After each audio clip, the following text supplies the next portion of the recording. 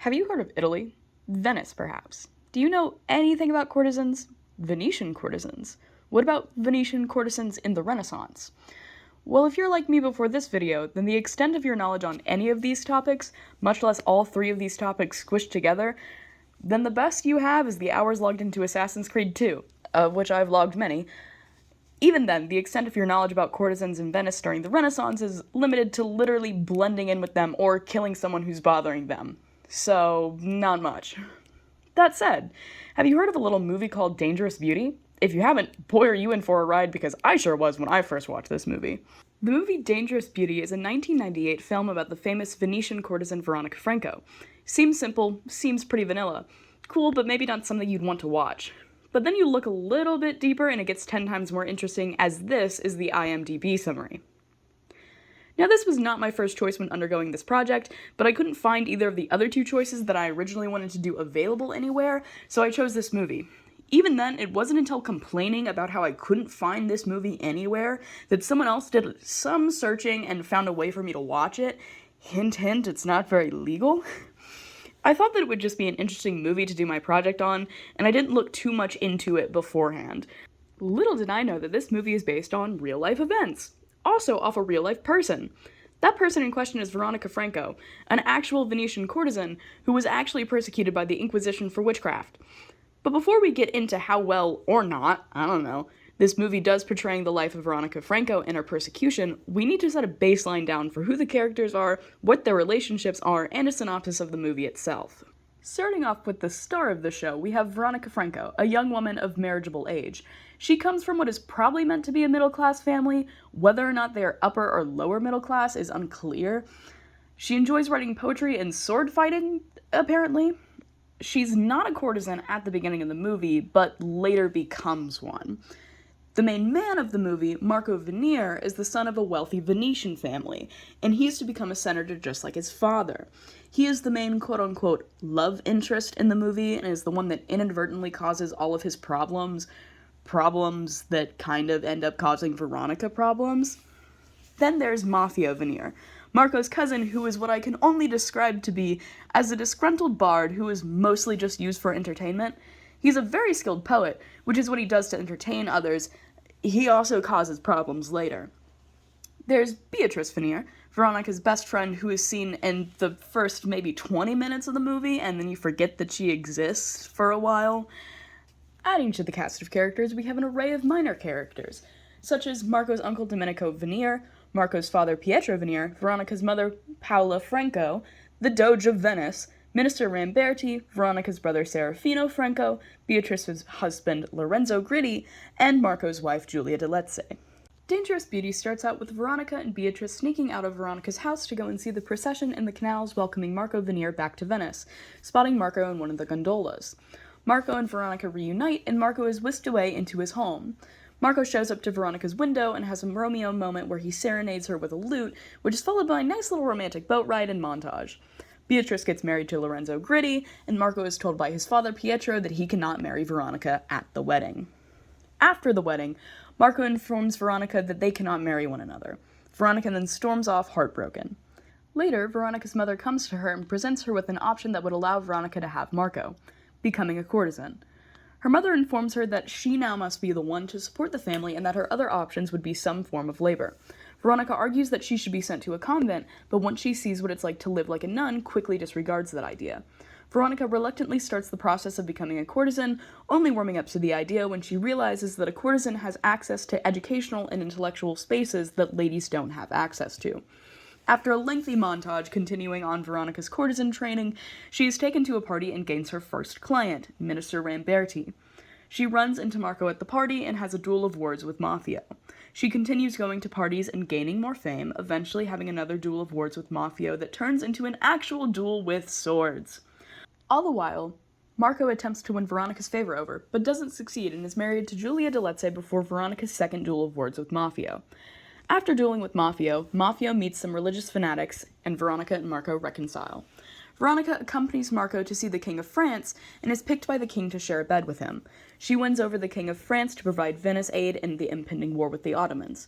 The men are sent off to war, and the wives of the powerful men that are Veronica's clients call her to a meeting where they grill Veronica on news of their husbands and how she manages to seduce all of their husbands. Beatrice talks with Veronica after the meeting and requests that she teach her daughter to become a courtesan, to which Veronica refuses.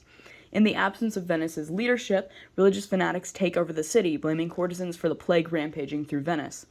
Upon returning, Marco rushes to see Veronica, who is alive, but arrested for witchcraft by the Inquisition not long after. Veronica is put on trial, where it's revealed that Maffeo is the one targeting Veronica, and pulls some strings to get her put on trial. Veronica admits to her profession, but refuses to admit that she enchanted any man. She confesses that she leads the life of a whore, but does not repent for what her life is. Marco stands up for Veronica when she is about to be sentenced, claiming that he is an accomplice to Veronica's witchcraft, but Veronica denies that she ever had any accomplices. Marco then urges Veronica's other lovers to stand and identify themselves as accomplices. After a moment, clients of Veronica slowly stand up one by one, showing the Inquisition how quote-unquote corrupt Venice is, causing the Inquisition to drop the charges against Veronica and leave her to Venice. Everyone rejoices, and Veronica and Marco are shown having another romantic gondola ride before the screen fades to black. Now that we've gone over the general synopsis of the movie, ignoring the sex scenes, let's get into how well the movie portrays the life of Veronica Franco. Starting with the general existence of the characters and what they did, here's what we know and what we don't know. First of all, the whole plotline involving Marco and Veronica as star-crossed lovers who grew up together and fell in love like that is simply not true when examining the historical record. While they most definitely knew each other because of Veronica's profession at the least, they did not grow up together. So, the chief romance of the entire movie, where Marco and Veronica pine for each other relentlessly through montages and multiple "I can't be with you like this is," followed by reconciliations, is not true. However, it is important to note that even though the romance that Dangerous Beauty makes is played out in a fashion that simply did not happen, there is a terza rima of Veronica's that is addressed to Marco and implores him to prove his love to her. It does mirror the movie Marco and Veronica to a degree, as part of the problems that Marco and Veronica have is surrounded by the whole "I want to be with you, but I would be a fool to love you." We know that they supposedly loved each other, but there is no evidence of the long-standing romance between the two of them as portrayed in the movie. Outside of Veronica's relationship with Marco, there is no evidence of her being best friends with Beatrice Veneer, but as far as can be told, the rest of Veronica's relationships with people feel pretty close to what they would have been in real life. Moving on, where Dangerous Beauty portrays the reason that Veronica became a courtesan as a direct consequence of Marco's refusal to marry her, along with an inevitability due to her mother, in reality, Veronica was herself a victim of a selfish mother, who, owing to financial necessity, introduced her daughter to the profession in order to support herself. Veronica was put into the profession by force without ever meeting Marco beforehand, with no push for the want of a man she cannot have, adding to her feelings regarding her profession. What Veronica did feel for her profession is quite possibly pure contempt, as she states herself that it is such an unhappy thing and so contrary to human nature, in a letter to a mother who asked Veronica to make her daughter a courtesan. She goes on to say that this life is the worst, sentiments that show up in the movie. In fact, this entire letter, titled Letter 22, mirrors an interaction between Beatrice and Veronica in the movie. Beatrice asked Veronica to teach her daughter to be a courtesan when she is old enough, as Beatrice wants her daughter to have the same freedom that you have. But Veronica shows Beatrice the life that her daughter will have when she falls out of her youth, displaying the danger that becoming a courtesan will put her in. The trend of taking Veronica's own writings and putting them onto the screen played out in real time shows up most prominently in her interactions with Maffeo Veneer. Maffeo Veneer was in fact a part of the Veneer clan and was a prominent poet, but did not exchange verse with Veronica face-to-face as portrayed in the movie. Even though they did not exchange verse face-to-face in real life, they did publish poetry against each other, trading blows. Maffeo composed not one, not two, but 3 satirical poems against Veronica. The first, "Believe Me, Franca," that by San Maffeo. The second, "Wouldn't you like that? What sort of game is this?" And the third, "Veronica, veritably unique whore." The third poem's title is not only an insult to Veronica, but is also a pun on her name, as the Italian is Veronica Verunica Puttana. The movie directly references the title of his third attack against Veronica right before Veronica and Maffeo have a duel. After showing that Veronica has just gotten her terza rima published, Maffeo insults Veronica for her profession and asks how much she costs for a lei, slicing the terza rima in her hands in two when she retaliates. Veronica challenges Mafio to an actual duel where they proceed to literally sword fight and verbally sword fight. While the words exchanged in the movie aren't lines pulled directly from either of their real-life poems, the lines from the real-life poems can get really explicit. Mafio was miffed as hell. Their actions mirror Veronica's response to Mafio. The whole sword fighting bit may seem out of the blue and a way to prove that Veronica can be one of the boys, but in actuality, the act of sword fighting carried out in the movie is an adaptation of the language Veronica uses in her response to Mafio in real life. Even Veronica's opening words to incite Mafio to finish what he started mirrors her written response. In her written response, Veronica chastises Mafio for turning such a harsh attack onto a woman, claiming it to be no noble deed to strike with unseen and insidious weapons at one unarmed and therefore unsuspecting. She also immediately compares his verbal attack to a physical attack, saying that he withdrew your weapon, dripping red blood from my afflicted side.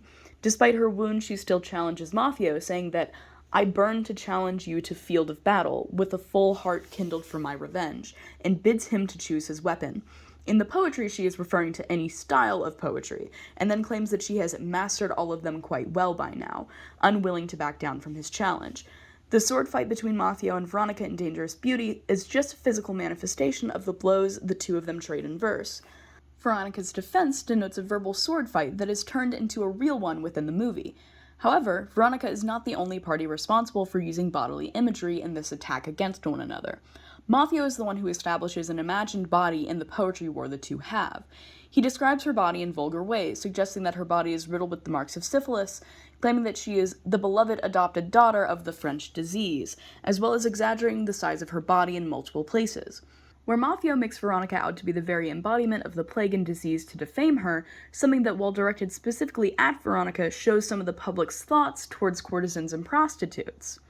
Mafio's verses in the movie mirror this as well, conjuring up an imagination of Veronica and what she does with her body while also insulting her profession.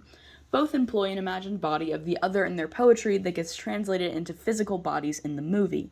The sword fighting scene ends with Mafio losing to Veronica, who is not only a woman, but a courtesan. His honor is tarnished and wounded, something that Veronica's poem in response to Mafio's attacks suggests already. The movie just fleshes it out on screen. So, another part of the movie that piggybacks off of Veronica's writings is that of a letter she sent to King Henry. In the movie, Veronica tries to stay out of King Henry's attention, hiding behind all the other courtesans in the room. Despite doing her best to hide from King Henry, he notices her anyway and declares that she is the courtesan that he wants to take to bed. In real life, Veronica seems to invite King Henry to share a bed with her, sending him a sonnet that lauded him along with a portrait of herself. The movie hypes up the interaction, mostly for the purpose of showing that Marco and Veronica have an agreement to be as exclusive to each other as possible. It also seems that they use this scene to imply that King Henry wants to be domed and topped by a woman? Interesting choice, but I'm all for it. Anyways, what we know of this interaction is very little compared to what the movie makes it out to be. Either this interaction was honestly very throwaway in the historical record, or I'm just not good at finding any information on it, but it's interesting nonetheless, and to be honest, I find this movie interaction very funny. Unfortunately, arguably the most important and most interesting part of Dangerous Beauty, which is based off of real-life events, did not happen in such a dramatic fashion and has almost no basis in the historical record. This, of course, was the witch trial scene. While Veronica was called in front of the Inquisition for heretical behavior and witchcraft, she was not charged with witchcraft because she quote-unquote bewitched her clients. She was actually targeted by a man named Rodolfo Venitelli, who filed his epistolary disposition accusing Franco of performing heretical incantations in her home for the purpose of recovering her stolen goods, and then kept heaping on charge after charge that did target her profession. I know, disappointing that the man targeting Veronica is not Mafio after she insults his masculinity. Not disappointing within the real trial is the fact that Veronica essentially talked her way out of the entire thing herself. There were no men to come to her rescue during the trial as she was about to be damned. While she may have gotten help from Domenico Veneer to prepare for her trial, as he had a large amount of legal knowledge and knew how to deal with the Inquisition, it was not Marco and her other clients who saved her from being sentenced. So even though the movie's ending has little pulled from reality, it's more satisfactory to know that in real life, Veronica was her own hero in the end. It's not as dramatic, but it's a lot better if you ask me. So this movie, filled with 90s montage after 90s montage, actually has some credit to it. It honestly doesn't do that bad of a job of going over the life of Veronica Franco. Yes, it's not a one-for-one adaptation of what we know of her life, but even though the movie had to add a lot into her life to make a compelling story, the way Veronica acts feels true to the Veronica we know from the historical record. She's still very much based off of her existing works with details added to flesh out a movie. It's honestly the witch trial part of her life that strays the most from her real life. Even her relationship played out with Marco on screen is based off of her poetry, whereas the court records don't seem to provide any basis for the trial scene in Dangerous Beauty at all. Hopefully, after watching this, you've learned a bit more about a movie you may or may not have seen, or you're interested in watching the movie and learning more about Veronica Franco. I didn't even really touch on half of her work, and her poetry goes farther than the few poems that I discussed in this video. And if you're watching this and you are not A, my professor, or B, one of my friends that I sent this to, go ahead and like the video. You don't have to, but I might do something like this again if I ever get around to it. Also, look up Veronica Franco. She's super cool and deserves to have more people to know about her. Thanks!